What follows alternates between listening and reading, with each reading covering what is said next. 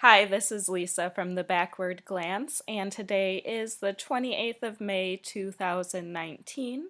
I'm back with another What Sold Quickly on eBay video, and this one is going to incorporate more than just clothing. Clothing is kind of what I know best, but I'm trying to learn some other categories, especially since clothing sales really got slow for me in the middle of April.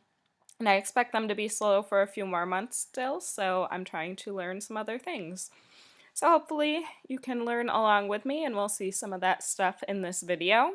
I'm sorry for the little gap in my videos. I've been having technical difficulties with some of the programs I was using and had to delete things and install new things, and I've actually recorded this a few times and I'm gonna probably go through it pretty fast for that reason, but I haven't gotten something to work for me, so maybe this time will be the one.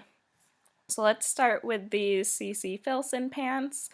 This is a great brand to look out for if you're not aware of what the tag looks like. This is one of the tag styles. This brand has been around for a long time, so you'll see some different things. And I would say that this tag is on the vintage side. These pants were not in perfect condition. I did some restitching along the seam, which I photographed and disclosed, but I was still able to get $42 for them. I paid $6.26 and they sold on the same day that I listed them. Next we have this Pendleton, and this is a wool flannel shirt, size small. I thought it was a really nice color combo. I was surprised that this sold quick because of the season, but it also sold on the same day that I listed it. This one was given to me by a friend who said that I could wear it or sell it, and she's already given me a few that I wear, so I decided to sell this one. Sold for $32, like I said, on the same day. And you're probably familiar with the Pendleton tags. This one probably also on the vintage side here. And the thing with Pendleton is that people really want the wool, and I have had pretty much no luck selling things that weren't wool from this brand. So you'll sometimes run across cotton and other things. And I personally wouldn't bother picking those up, but the wool tends to do really well. Next up is a baseball glove. This is one of the types of items that I'm trying to add into my store because I know that sporting goods are something that should sell well over the spring and summer for me. So this one happens to be a McGregor, and it had the style or the serial number MG40, and it was a Willie Wilson series, so you see that there in the center of the glove. And I think one of the main things, if you're not used to selling gloves, which I'm not, but I'm learning from some other YouTubers here, one of the main things to look for is that the lacing is all intact, and on this glove it was. You can relace them, but if you're picking up gloves that aren't worth a whole ton of money, you're probably not going to want to bother with that. So this glove I paid $5 for, and I sold it for $24, and that took 2 days to sell. By the way, I consider anything that sells within 30 days to be a quick sale for me. It only takes up one listing in my shop, so these first few items did sell super quick, but not everything in this list sold that quickly. Next we have a Lululemon skirt, and this was called the Pace Setter skirt. Took me a while to find that name, but I did eventually narrow it down. And this was actually really plain on the front, so you'll see that my first picture is actually of the back of the skirt. This was a size 4 tall, and I ended up sending out offers to watchers on this and sold it for $26, not that $32 that you see, plus shipping. And that took 4 days to sell. I paid $4.26 for this skirt. Next up was a cool find, this Orvis hat, definitely on the vintage side, and it was called Light Felt. That was written on the inside. When I looked up comps, there were quite a few light felt hats, but they were all like various shades of brown. And I knew that this orange one would probably be something special, so the brown ones were listed in like the $20 to $25 range, so I went a little higher than that with the orange and listed it for $34, and that is what I sold it for. It took 3 days, and that hat cost me $3.88.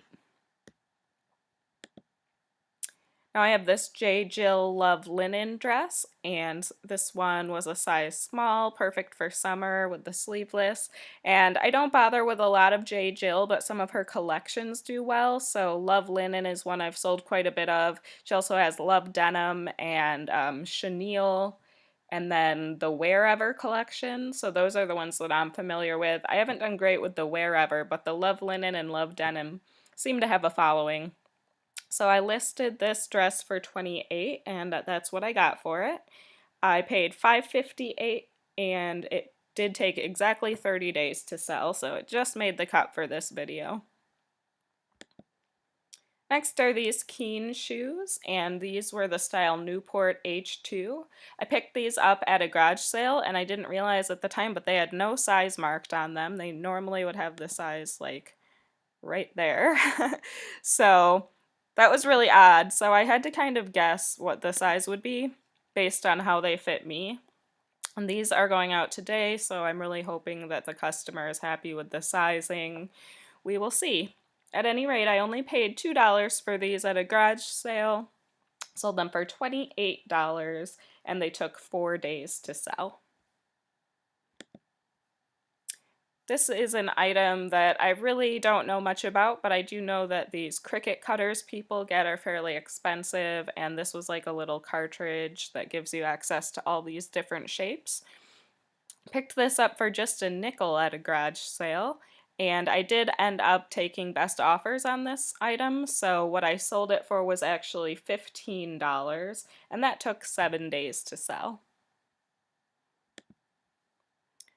Here's an item that I picked up at a kind of an indoor flea market where normally the items are priced a little high for me for resale, but for some reason I found this compact in there for only $1.50, and I just really liked the Art Deco sort of design on it. It did have a maker's mark on it, so I was able to look up some comps, and I really thought that this might do well at auction. There's like a certain compact, if you look up this brand, Hubigant, that the majority of listings are for this one very specific compact that has like a vase of flowers, and it's really pretty, but obviously not rare at all, and they don't go for much. But there were a few sprinkled in that were kind of an Art Deco design, and some of those were on auction going for $40 up to just over $100. So I got excited thinking I could maybe auction this for, I don't know, 40 or 50 bucks. So I did list it on auction starting at $22, and right away it got 7 watchers within like 2 hours. And so I thought I really had something good. It continued to get more and more watchers as the week went on, but in the end nobody bid on it.